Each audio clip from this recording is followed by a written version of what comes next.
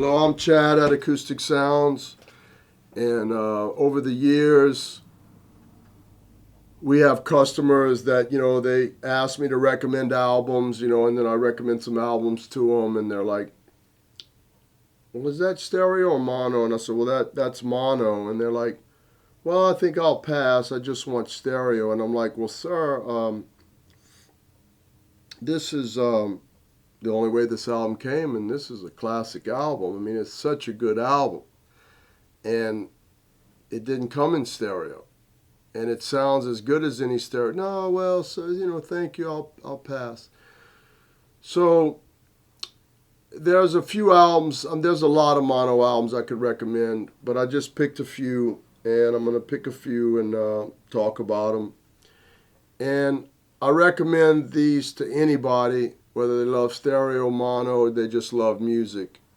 And if they're an audiophile, they will love these records because they sound great. And I think that after a person that loves stereo and think they don't like mono hears these, they will think twice before passing up on a good record.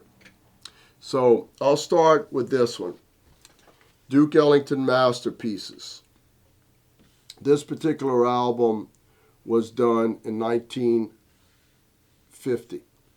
So you got to know the history. It's very interesting. In about 1945 and 1946 is when Jack Mullins found the tape machine in Germany and shipped it over to America. I think by 1946 is when Ampex made their first tape machine, Ampex 200. Bing Crosby invested in the company because he was doing his radio shows live, and now he could, he didn't have to be there every time, and he could edit the tape. So you got in 1945 or so, Jack Mullins found the tape machine in Europe, Germany, I think, and then sent it to America. 1946, Ampex makes their first tape machine. 1948, Columbia comes out with their first long-playing LP, comes out in 1948. 1949, Columbia opens the famous studio that was in a church in New York that recorded this album, Kinda Blue, Time Out, and many other classics. And then 1950, this was recorded. So between 1945 and 1950, all that happened. The tape machine was discovered, was brought to America. The long-playing album came out. Columbia buys that studio. 1950, they record this album. And what's crazy is there's hardly a record recorded since 1950 till now, in 71 years, that is better sounding than this record. In 71 years, it's hard to top this record. That's just amazing to me. It's unbelievable. So a lot happened. Now we did this at 33 and 45, and we're out of them right now on both. We're gonna get them back on the press very soon. But what's really fun on the 45 is each side of the 45 has its own song because there's only 4 songs on here, and we made a gatefold out of it. And 33 and 45. It's just another interesting thing about this album. We did Cat Stevens' Tea for the Tillerman, which sounded great. We sold a ton of it. It's out of print now. We only have a few left.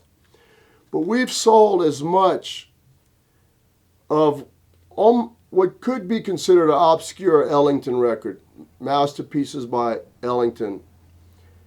We've sold as many of this record as the famous Cat Stevens' Tea for the Tillerman that we did very well with. So, I mean, it's kind of an interesting fact.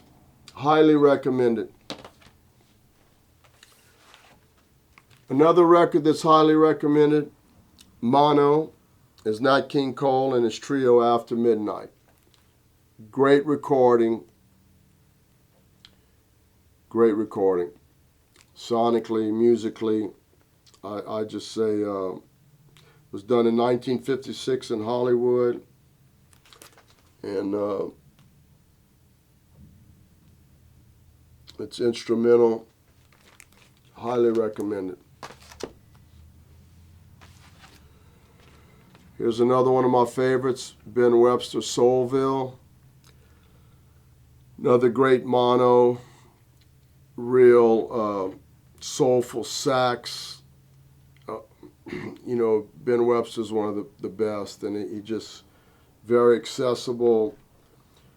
Got some guitar on it. It's highly recommended, must-have album. Another mono that if you play for people, they'll just be blown away. Ben Webster, Soulville. I recommend this all the time. Ella and Louie. Every song is great. This one's done at 45. Highly recommended. You can't go wrong. Now this album, I think, was Helen Merrill's first album. And she does the song Don't Explain, What's New. She does Born to Be Blue. Just a bunch of classics. It's like a 1955 recording. It's late night. It's just great sonically, great musically, very laid back. And then on the inside, they did these EPs of her songs from this album. And so we scanned the EPs, and it's just different pictures from the same. She's singing into what looks like a U-47, which is a great mic. I'm pretty sure that's what Dean Martin Dream with Dean used. This is highly recommended, and it's on our top sellers list. It's another great jazz album, Illinois Jaquette, Swing is the Thing. Another great mono, highly recommended, must have, from the Verve. We did this on 45. George Marino cut it. Highly recommended. Here's Julie London. Julie's her name. This is the original cover. This is our cover. It's a little bit darker. Another great, Cry Me a River. Got some pictures of her. They're a little bit later in her life, I think, but Julie is her name. Highly recommended. Another great mono.